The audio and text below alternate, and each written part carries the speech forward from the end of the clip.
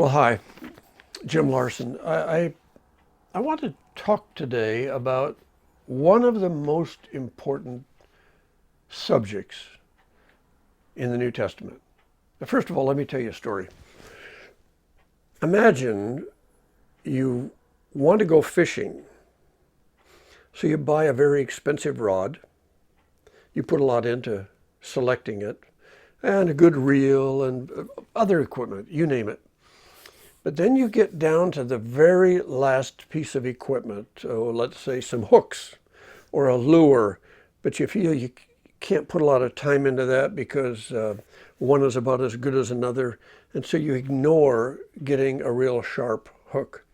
Now, I want to use that as a little analogy for all things to all men. The gospel is a story, a true story of God's love for people.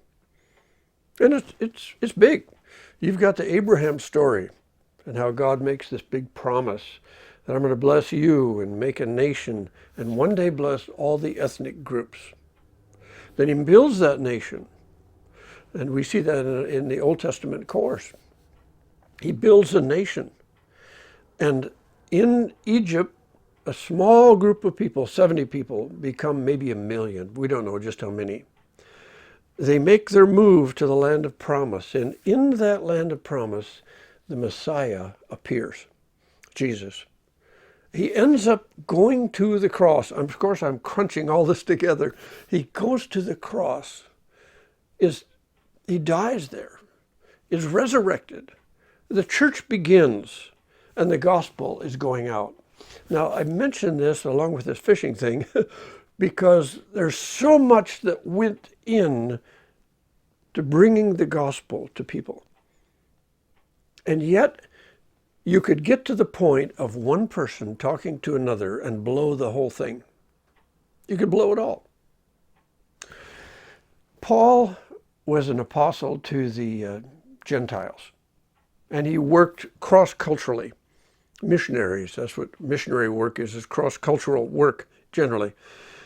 And he could have offended people in trying to preach to them and bring the good news. He could have stumbled over himself. He could have tripped over himself in trying to get the gospel to people.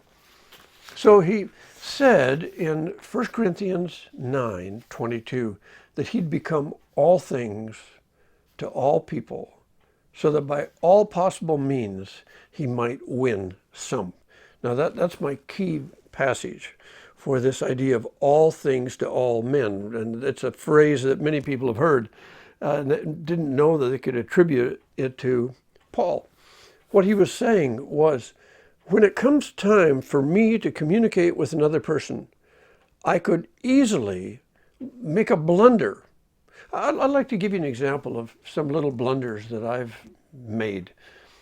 I have a dear friend, her name is Vicky, and she's from China. And one time I was asking about Oriental people, and I used the word Oriental, and she looked at me sort of puzzled, and my daughter said, "Dad, that's not a good word. It's a put down. Oriental is not a compliment. The word to be used is Asian." Well, I didn't know. Well, I wasn't informed. And so I would have tripped up. Here's somebody who, in my hopes of presenting the gospel, gets stuck on a word. My friend John Hendy, when I've gone to work with him in Chile and Peru, he'd say, when you meet somebody, there's a couple, don't look at the woman. Don't even look at her. I said, but that seems like I would be rude not to look at her. No, when you meet them, just talk to the man. If you look at the woman, it may very well be taken that you have plans, that you are sort of being a little flirtatious. So he's telling me something about culture that I didn't know, a way that I could avoid throwing a barrier up so the gospel would be misunderstood or maybe not even fully heard. He said, we throw things. We throw a book, throw keys or something to somebody. He says, in Chile, they don't do that. You throw a bone to a dog. You don't do that with people. So he gave me some lessons on how to work with the Latino culture. And the list goes on and on. Paul had an example, by the way, of how we could be all things to all men. In Romans, the 14th chapter, he said, now there are some people who believe that you need to be a vegetarian. And there's a long history for how they arrived at that conclusion. You know, and part of it was just that there were some people who came out of a pagan religion, and they used to sacrifice animals to a false god. And they had so many animals that they would put those animals on the market. So you went to a marketplace and you might say, I'd like that lamb over there. Was it sacrificed to an idol? If it was, then they'd say, I don't want it. Or they might even say, I'm just not going to have any meat. I'm not going to eat any meat because I don't want to be taking a chance that I'll be supporting the old way, my old life. So some people were convicted that they could only eat fruit and vegetables. So Paul said, you know better than that you have the right to eat anything. But don't trip up by making a big deal about it. You know, so that means that if I have a Jewish person over for dinner, I'm not going to have pork. I'm not going to invite them over on a Saturday to help me do some physical labor because of the Sabbath. And so he says in 1 Corinthians 9, when I'm around people who are under the law, I'm aware of what their life is like, and I'm not going to offend them. When I'm around people who are not under the law, I have more freedom. When I am with this person, that person, I take into account their convictions, their values, their culture. And that's why he says, I want to be all things to all men so that in some way I may win some. Now you want to remember that the motives for this, the main motive is love. You know, if you are a chameleon simply so that people will like you, you know, and they say, what time is it? And, you know, you say, what time do you want it to be? Or what's the temperature? Well, what do you want it to be?